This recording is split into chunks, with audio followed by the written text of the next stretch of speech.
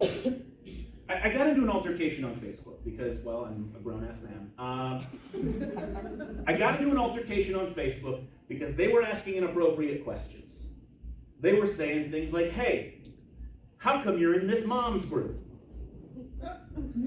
And I said, it's 2024, I don't think you're allowed to ask that question. And they said, okay, fine, do you at least have kids? And I said, no, I don't, but I do have a cat, and that's harder.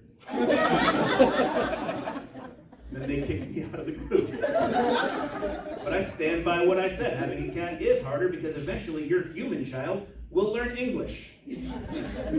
Meanwhile, for the next 16 years, I get woken up at 3 o'clock in the morning every day, and I have to figure out if my cat is hungry, sick, or just a bitch. It's always the last one. My cat's name is Daphne. She's just like the one from Scooby-Doo, where she is beautiful and also such a bitch.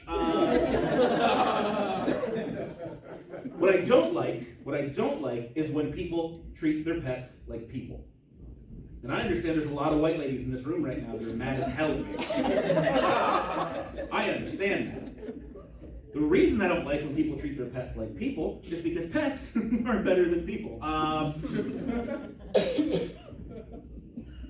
I have had Daphne for 8 years through 4 relationships, and not once has she gotten drunk and sent a picture of a dick to my girlfriend. Meanwhile, my last 3 human roommates all showed me I should stop going on Craigslist for roommates.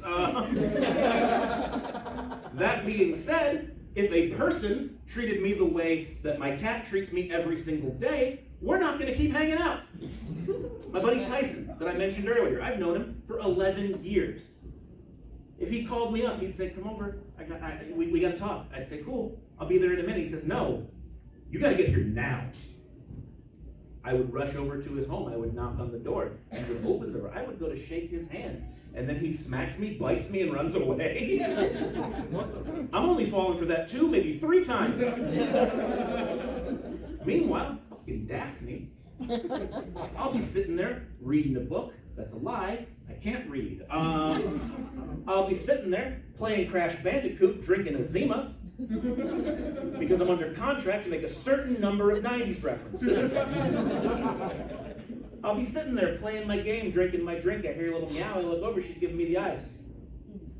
She's giving me the Shrek 2 Puss in Boots eyes. And I say, you know what? I'm going to come over there in just a second.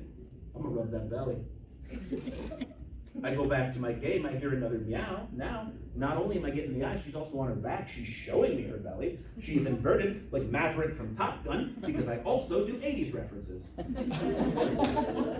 I say, you know what? This game has a pause button. I hit the pause button, I take 3 steps. She catches me with her back claws, bites me, and goes and hides in the box spring and still lives in my fucking house rent-free.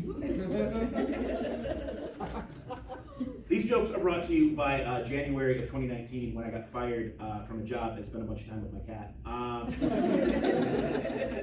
Do you know what it's like getting fired from a bad job? Getting fired from a job you hate is like when your girl breaks up with you because she's tired of boning other dudes. Yeah, they called me into HR. They said, hey, this isn't working. I said, fantastic. I agree. Now the healing can begin. They said, no, we don't think you should work here. I said, awesome, same page, but who's going to buy the cat food? And they said, no, you're fired. And I said, that's very brave. And they looked confused, so I explained. I said, I just think it's really brave to fire someone who knows you don't have an active shooter policy.